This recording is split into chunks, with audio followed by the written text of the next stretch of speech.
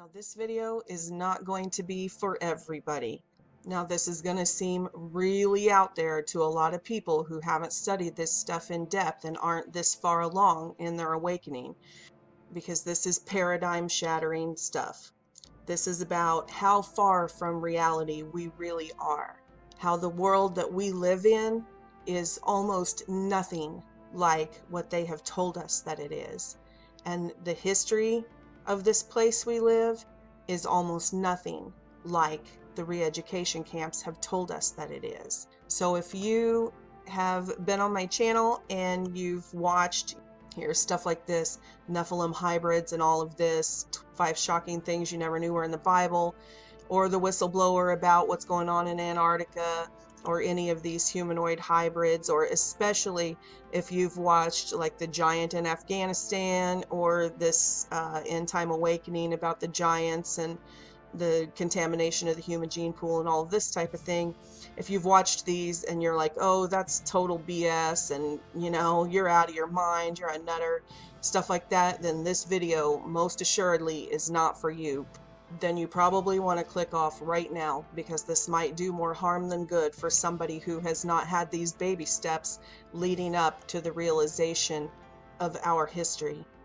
But I would hope that you would continue your research and drink the baby's milk until you can eat the meat, because this that I'm about to talk about, it's meat. And some of you will easily digest this because you're wide awake, but some of you cannot digest this, so you might want to wait. So I'm just going to start by talking about petrification. What petrification is: the process by which organic matter exposed to minerals over a long period of time is turned into stone. An organic object that has been turned to stone. So, you know, when we think about fossils and stuff, a lot of times we think that they're just digging up actual bones. But these aren't bones, they're rocks, most of them. Of course, we dig up bones, no kidding, but I'm talking about petrified fossils. Petrified fossils are stone. They are organic matter, like these petrified trees or petrified animals that have been turned to stone, actual bodies that were turned to stone through this process of mineralization. So I just want to clear that up, because I know people think that a lot of these archaeological expeditions that they're dealing with just, you know, bones. They're recovering actual, you know, some sort of organic matter, but that is not the case. These petrified fossils are stone. So think about what I'm saying before we move on to the next step. I'm talking about animals and people turned to stone. And I know some people are going to say, not people. People don't turn to stone because they can't be petrified. It takes millions and millions of years to petrify fossils. And even Bible believers may believe that it still takes thousands of years or millions of years, because fossils are from dinosaurs, right? They're from the antediluvian world, which means the pre-flood world.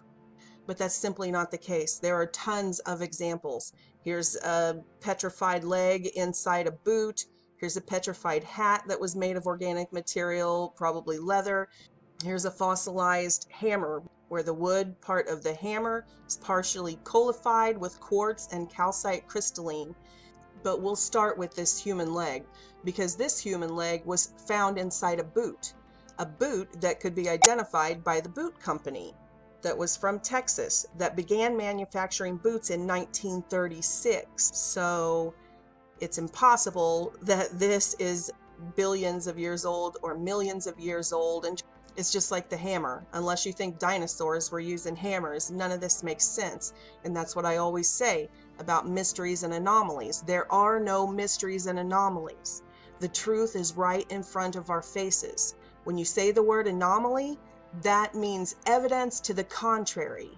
So if something doesn't fit the narrative, the official narrative, if something doesn't fit the official version, the official theory that they're shoving down our throats in the re-education camps, then it's not an anomaly because it doesn't fit. It's evidence that the theory is incorrect, because science incorporates all data to come up with a theory, a hypothesis. You can't just take data that doesn't fit your theory and go, oh, that's an anomaly, it's a mystery. No, it's evidence. It's evidence and it's science that proves that this paradigm we have been taught that we are living in is inaccurate. Like here, this fossilized hat, they make a little quip. Is this a caveman's hard hat? You know, no, of course not. This is a modern hat, and yet it is petrified. It is made of stone now. Likewise, this human leg that was found inside this boot, obviously the rest of the body is broken off through erosion and is probably in pieces all around that we just perceive as rocks. But this boot has been through CAT scans and MRIs and has been tested, and all of it, there is a complete human foot and part of a leg in here, and now it is limestone. It is just a rock, but it is a petrified fossil. So the CAT scans and stuff were performed at Harris Methodist Hospital in Bedford, Texas on July 24th of 1997. This gives all of the technicians' names and all of this information. I'll put the links below so that this is in a museum. All of the scans are in the museum, the foot and leg and the boot, all of it. It's in the museum, so you can go see it for yourself. I'll put all those links below. And here's another one. Here is a finger, a fossilized human finger that has been found. They have dissected it. It has also been replaced with limestone. They have done all of the CAT scans, x-rays, MRIs on it in Oklahoma. All of this information, again, will be below in the links. Now, I specifically bring up this finger because it looks like a stone, stones that we see all around us all the time, smooth stones. And this will lead to some research that I'm going to get into here in a minute with a gentleman who calls things no-toes. He calls stones no-toes. And that's because these digits, once they're petrified, they break off. He deals a lot with the petrified fossils of human feet and hands and things like that that are unrecognizable to us because the digits break off so easily. So again, you can see, you know, this could, if you didn't know what you were looking for, you could see how this could be mistaken for just an oval stone. And it is a stone, but it was also a human finger. These are all pictures of the petrified forest, and you know, we've all heard of that. We don't talk much about petrified humans or petrified animals, but we do talk about the petrified forest quite a bit. So let's look at a couple of these pictures. And again, some of these are monstrous, absolutely monstrous in size. So, you know, at first glance, this looks like some strange rock formation, but of course now we know these were giant trees, and you see all these little stones around it from the erosion and little pieces being broken off and stuff over decades and centuries and millennia. So we have all of these smaller stones that are part of the landscape, and we just assume those are rocks, like rocks just always were rocks. But those, even though they don't look like trees because they're broken into little pieces, those are all little pieces of these trees from this petrified forest that have been broken and scattered over all the centuries and millennia. And there are petrified forests everywhere, not just in America. Here's one picture of a petrified forest, and you can see the types of stone. So when we see petrification, there's all different types of stone. Things turn into all different types of stone, not just limestone. It just depends on the conditions, you know, the water levels, the amount of time, what type of sediment and minerals were in the sediment around that covered these things. So you can see these petrified trees look much different than the ones in Arizona. So let's look at this one. So we just say, oh, here's this mysterious rock sitting here in the middle of nowhere. But what if this stone, what if this was something petrified? Not a tree, but organic matter that petrified. I mean, look at it. It looks similar to a sphinx. Now, I know that might be a stretch, but I just wanted to kind of slowly bring you into what I'm about to tell you. The Great Awakening is here. But the Great Awakening is about far, far more than just politics and QAnon and the cabal and all of that. I just wanted to put this picture of these dinosaur bones up so you guys can keep this in mind as you start viewing these pictures I'm about to show you.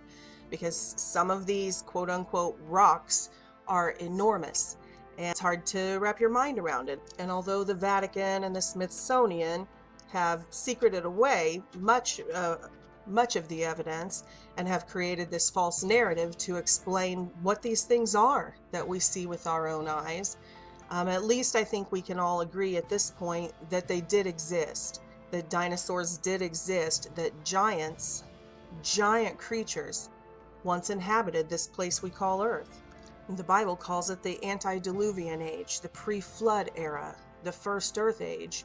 And I bring that up not to be religious, because the presence of water is key. Water, pressure, temperature, weight, enormous amounts of sediment covering these creatures all at once, suddenly. Things like that are very important to understand the fossilization process, the petrification process, and that it does not take millions or billions of years. And water is also important because the presence of water completely messes up our entire carbon dating process. So anyway, let's get to it. Let's get started. Let's look at some of these pictures, and hopefully you'll see that the entire Earth is covered, just sprinkled over every continent, these quote-unquote rocks that look exactly like huge animals and creatures. And we just climb on them and walk around them and go to the beach and take our picture with them. And the scientists tell us, isn't that odd? What a coincidence. Look what nature does. The geology just somehow naturally forms all of these stones all around us. Everywhere we look, all around us, we see skulls and faces and feet and hands and animals and everything else in the rocks all around us. And we're just told to ignore it. Don't look around you. If you look around you, isn't it amazing that geology just naturally makes it look like the ground and the rocks are made up of creatures? But I'm here to show you guys that geology was once biology.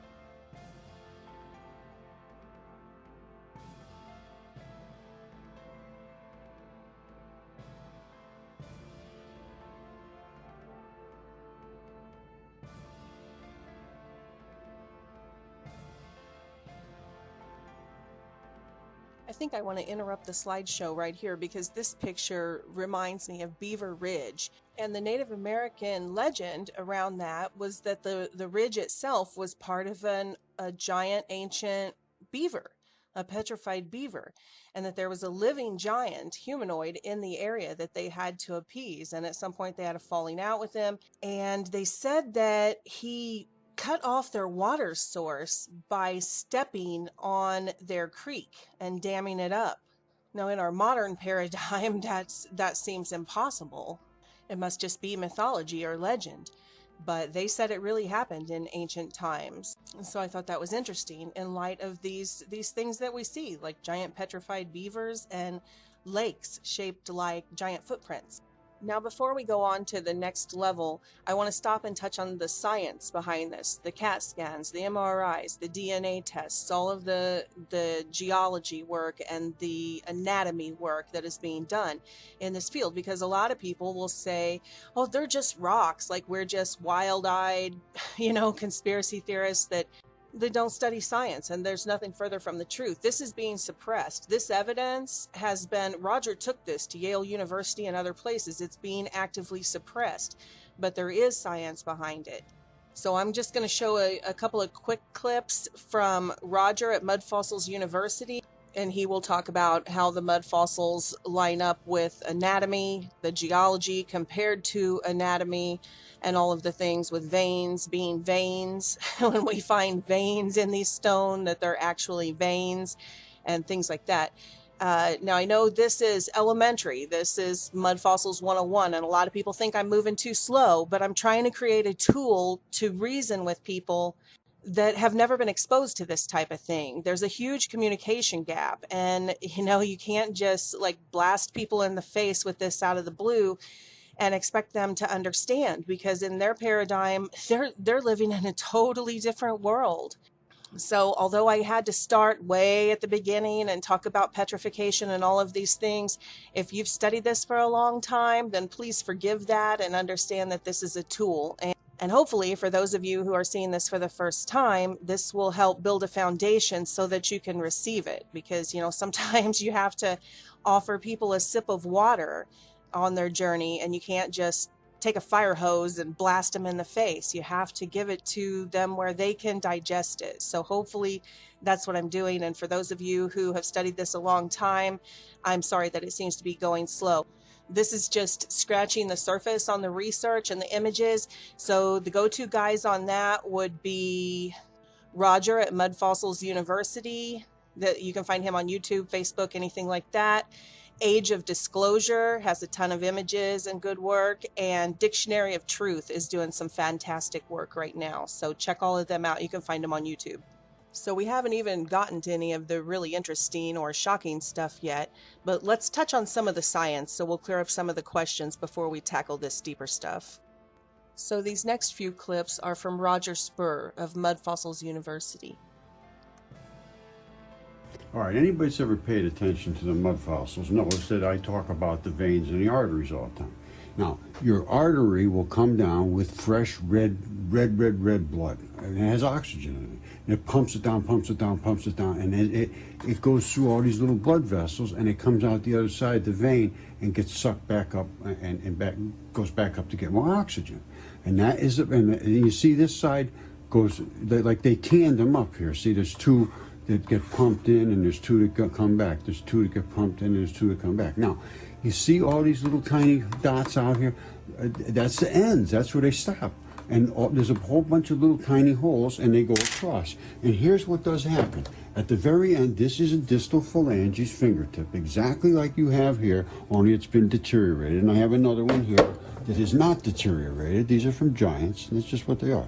Now, and this one was the same thing. It didn't blow out at the end like this one did. This one is more deteriorated, and it blew out from, you see those two sides there? You see? That's the that is the arterial side. It blows out because the arteries don't have any clamps, and it tries to push the blood, and they blow out there and out the end. It's the same exact thing as you see here. Now the other side, the vein side, doesn't, because that's being slurped back up to the heart, and they close off here. See the clamp? They clamp off here. See right there. And the other one is up here. Same as they have here, exactly identical, no difference. Now, you see that black thing right there? That's what's called a distal phalanges bone, the tip of the bone. And that is right in the tip of your finger. That's what it is. Now, and that's the pattern that it makes when the bone bleeds out. And that's called, it's a ferrous oxide that bleeds out through stuff, just like this is bleeding out. This is ferrous oxide too, iron. It bleeds out through the tissues in the wood, same as it bleeds out in the tissues in this. And this is a mud fossil kidney, and you can see all of the same articulations. You see these boom, boom, boom, boom, boom, boom. They have the exact same things, but you can't see them as well. See them? Boom, boom, boom, boom. Same things. It's in the mud fossils. They are so far superior to the to what they're using for anatomical models. It's amazing. Anyway, let me show you some other stuff. Okay, this is an opalized heart, and these are the little heartstrings of the heart and all the different ventricle walls and everything. Now, you see all these different colors. You see that blue extends all the way around there? That doesn't happen by accident. That tissue wants to have a transition metal to stabilize, which causes it to be blue. And I can show you the transition metals, and I will in a second. All right, this is the thing they don't understand well. Carboxylation uses these transition metals to drive things around your body and deliver oxygen and pick up carbon dioxide and glucose and do all the different things that they do to provide your body with nutrients and minerals and flush it of the bad stuff. And that's what's in your blood. And these have to be there in the correct amounts, and they are mined by the bacteria that's in your body. That's how it works. They create enzymes of bacteria, and the enzymes seek out these. So anyway, I don't have time to put all of his research right here, but he goes on to explain all about transition metals and the ion colors and how we get these veins, literal veins of amethyst, veins of gold, veins of silver, how these transition metals actually settle out during this petrification process and this mineralization process and all of this, and it produces all of these colors that we see in the stones around us. And we mine them. We mine these stones and we act like we even call them veins. Oh, it's a vein of gold. They found a huge vein of gold, veins of silver, you know. Obviously, part of our subconscious remembers this because we call them veins, and they are literal veins. You see that? That's from the transition metals that are in some of these specimens that I'm testing. We're running through with the microscopes, and this is what we're seeing inside it. Now there's blood. The black is the vein blood. The red is the arterial blood. That's the blood supply. And then you have your transition metals. And there's gold in here. There's gold, and there's all kinds of different. It's called electrum. And that's what we're finding in these, in certain areas. I mean, you don't see them everywhere. Called it the grip skin. Now this is very, very transition. You can see, and it's turned into like crystal. Now this one has not transitioned as much, and this one has the grip skin, and it's still fabric. You see that? These little white fibers.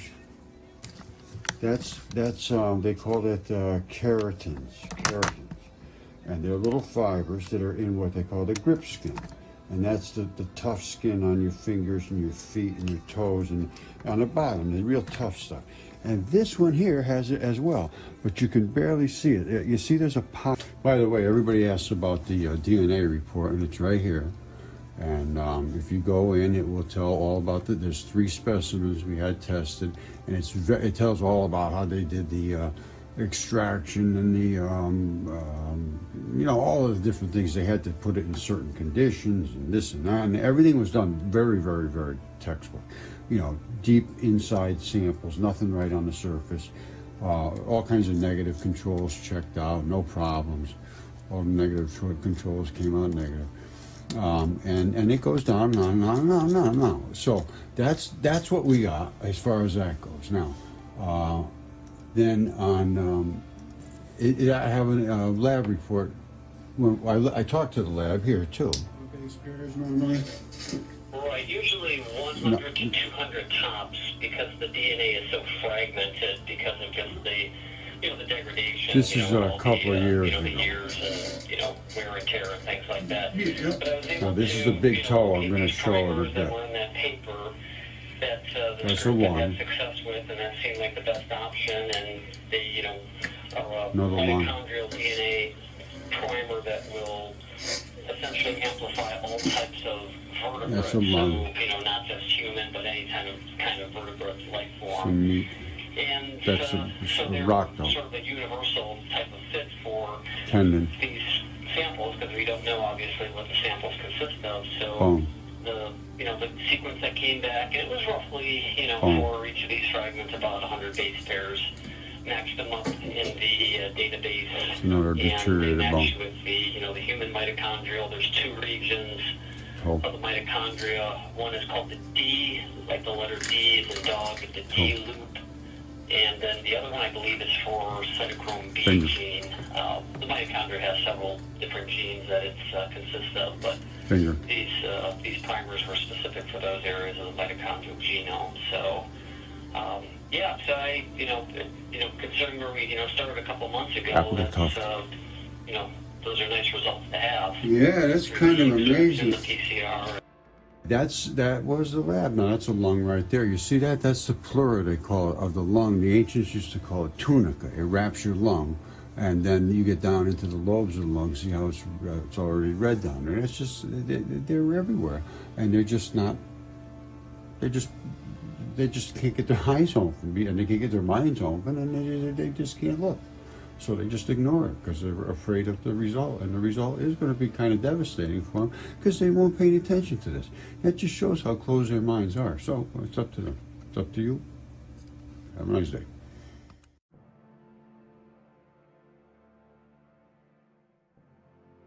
So like I've talked about before in a lot of other videos, we have a ton of problems with the geological column. We have built error upon error upon error, or maybe deception upon deception and lie upon lie, to get to this place where we have a total misconception of world history and a total misconception of geology. At its core, what the rocks actually are, what the earth is actually made of. Starting with the geological column, they use circular thinking. So they have titled all of the layers of sediment and all of the layers of rock as different ages in the geological column, and they date those layers by the organisms found in them. And then they date the organisms by the layer that they were found in. So that's circular thinking. That's not science. You can't say, oh, I know how old this organism is because it was found in this layer, and then say, oh, but I only know how old that layer is because of this organism I found in it. It's illogical. But we don't have free thought. We're just given a chart. Everybody who goes through the re-education camps are just given this chart and this picture, and it's ingrained in their mind, and this is what it is. But it's not science. There's just one tiny example of that type of thing when we're talking about stalagmites and stalactites. Some geology textbooks tell us that stalagmites and stalactites form at a rate of 1,000 years per cubic inch. Think about that. 1,000 years to get 1 inch. So then they use that false supposition to say, oh, we can date what these caves are and how long this, that, and the other. And it's all fake. None of it's true, because right here is evidence. This is in Vincennes, Indiana. Here are tons of stalagmites and stalactites that are found in a building that is only 40 years old. So in this basement, here's an 11-foot column. There are 5 columns that are 11 feet tall. And no, they did not form over, I don't know how many inches is that, an 11 feet times 1,000 years per inch. No, this is only a 40-year-old building, and this is in its basement, and these columns formed. Again, all of the pictures and all of this information will be in the links below. But my point is, much of what we've been taught in geology is completely false. It's just supposition that has been disproven over and over again. So with this as a basis, now I want to go on and talk about what I'm really here to talk about.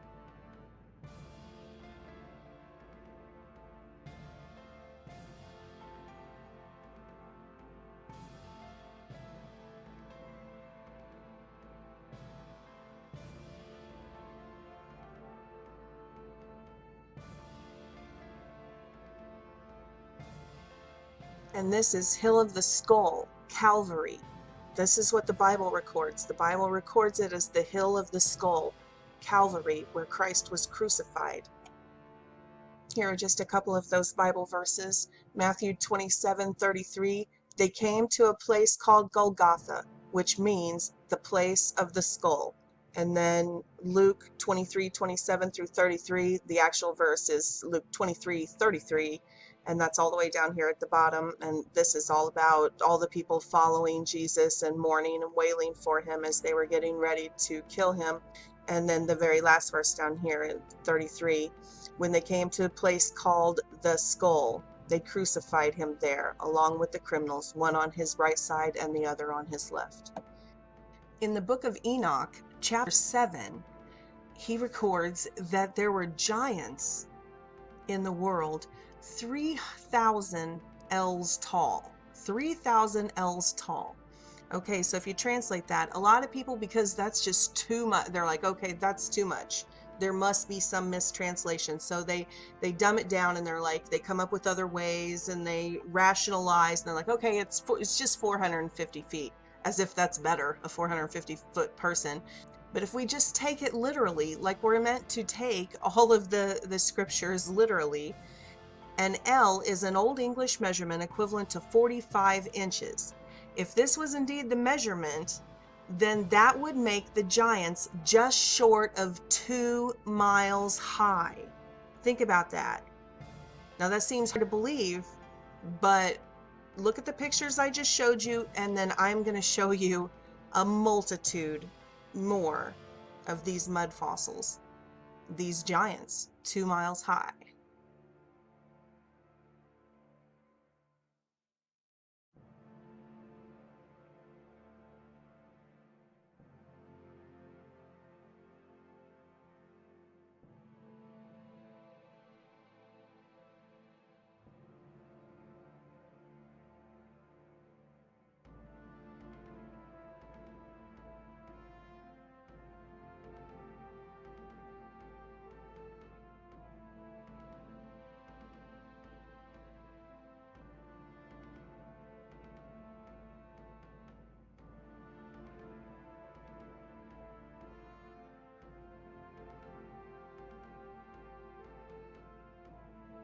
Enoch is referenced in the Bible repeatedly, and it's stated that he was one of the greatest men that ever walked the earth, closer to God than any other man. In fact, it's said that he didn't see death, that he didn't bodily die, that when his mission was completed, God took him up.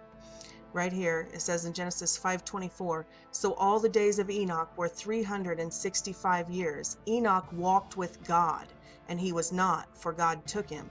And Methuselah lived 187 years and became the father of Lamech. So right down here in Jude 1:14, Enoch, the seventh from Adam, also prophesied about them. And it talks about Enoch being a prophet. It talks about Enoch being very close with God. And so we have the book of Enoch. And it's important to note that we're talking about someone very close to the creation of humankind, of the Hebrew race, the human race.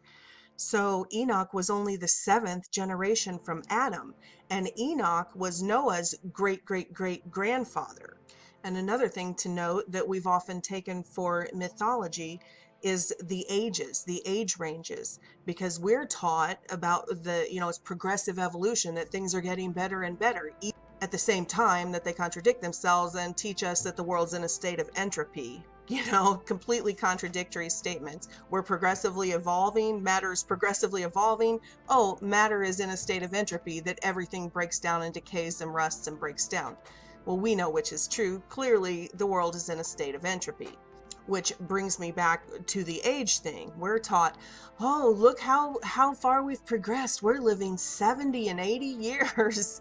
No, we are fallen. The human gene pool is contaminated, and it's just like us. Everybody's in a state of progeria, which is that disease that causes advanced aging, very rapid aging, and that's what's happening to us. But back in the beginning, the Bible records that lifespans were 800, 900, 1,000 years, and it was very common, like this, 300, 400 years.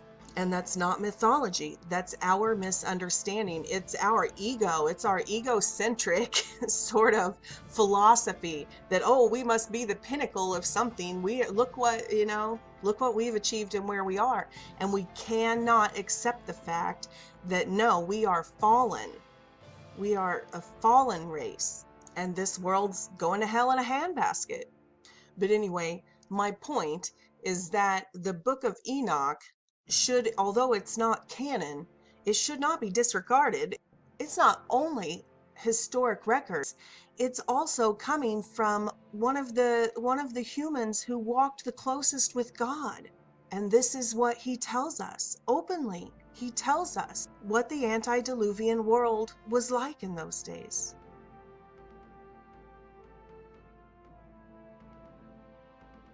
And all we have to do to confirm it is look around. Just look around. Open your eyes and look at the landscape. Look at the mountains. Look at the rocks. Just look around. Everything around us confirms it. It's true. The Bible is true.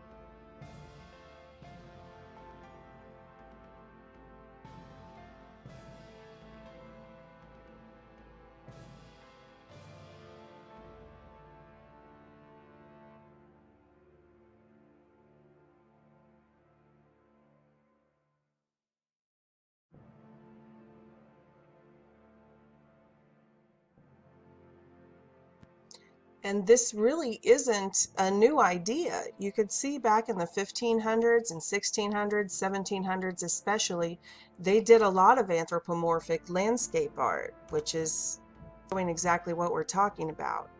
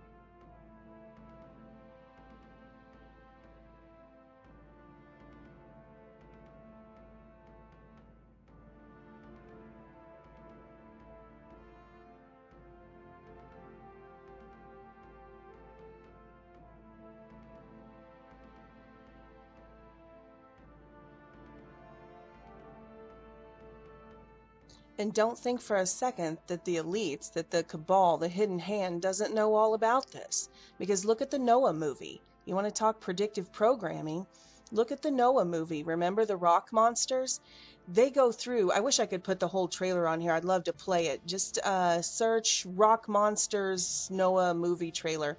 And it tells the whole story. It talks about them coming to Earth as light beings, beings of light, but God got upset with them, and so they were fallen and they were bound in these rock in the mineral kingdom, and God, no matter how much they begged him, wouldn't let them out, and just all of this kind of stuff that we talk about, the fallen angels coming and all of this antediluvian world that is recorded in the records of every culture on planet Earth.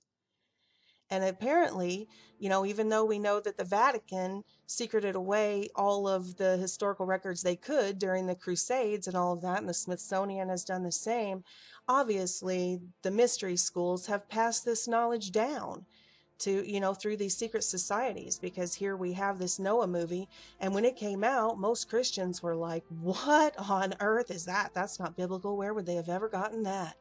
But in light of what we're talking about here today, clearly they know something we don't know. Clearly they have retained this knowledge from ancient times, and they have passed it down through their mystery schools. But of course, in the Noah movie, they flipped it around like they always do to make it backwards, and they made these watchers, the 200 watchers in Enoch were the fallen angels, but they made the watchers here, these rock monsters, out to be these poor good guys, and that it was the evil humans who had ruined the earth. Remember, Noah was pondering, should he even try to save his family, because it was all the evil humans that needed to be wiped off the earth. But the watchers, the monsters, they were good.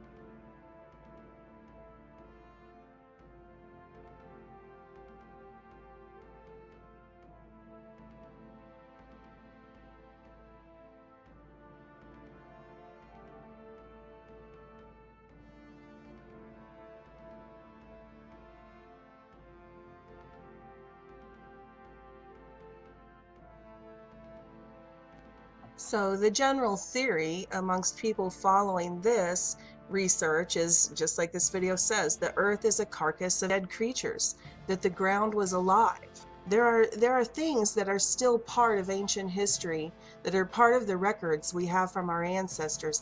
And then there are practices that we have that seem to be part of the human collective, sort of subconscious. And we're like, where did those come from?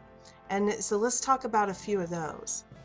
We have this notion of Gaia, that Earth itself is alive, that the Earth is alive, that it's a living organism. And what are the stars and what are the planets, really? And Roger seems to agree. He goes so far to suggest in some of his work that large swaths of land can be identified as things like fallopian tubes, and he can watch, mitochondrial DNA and things like that found in the land of the Earth itself. And many of the flat earth researchers, they find as they research that out and they go down that rabbit hole, they come out at those ancient records, the ancient records that say the earth is some sort of being, usually a tortoise, and that the earth isn't a globe, that it's an animal or some sort of living creature. And then if we realize that these transition metals in the body can give us these beautifully colored stones and veins of silver and gold and things like that, it makes you wonder, is it a coincidence that this New Age movement, this occult movement, has taught their followers to take pieces of these fallen ones, to take stones, and they always use crystals and stones in their meditation, and they tune into those frequencies of those bodies, of those fallen ones, which goes back to the same warnings of the ancient biblical times, which is one of God's top 10. It's in the 10 Commandments, not to worship these idols. It was always talking about, the Bible's always talking about these gods of stone, these idols and gods of stone, and that they're dead and gone. Don't worship them, these idols of stone. And it's like, why? It's like, what's the big deal? Who believes a stone is anything? But in light of what we're talking about here, it makes sense. And to see that tradition carried on in the New Age movement, that they use these stones. They use these stones for their meditation. They worship with these stones. And the Bible mentions it too. So there must be some truth to that whole stone thing, because the Bible talked about before Christ came and gave us his Holy Spirit so that we could communicate with God again, that the priests of the Old Testament would take a breastplate and they would put 12 different of these gemstones in it to create a harmonic, and they would put this breastplate on, and that would help bridge the gap, you know, from that excommunication that we inherited through the contamination of the gene pool. That's what they used before Christ came. So there's some truth to this frequency thing that is going on with the gemstones. Caught in the crossfire. It's caught in the crossfire.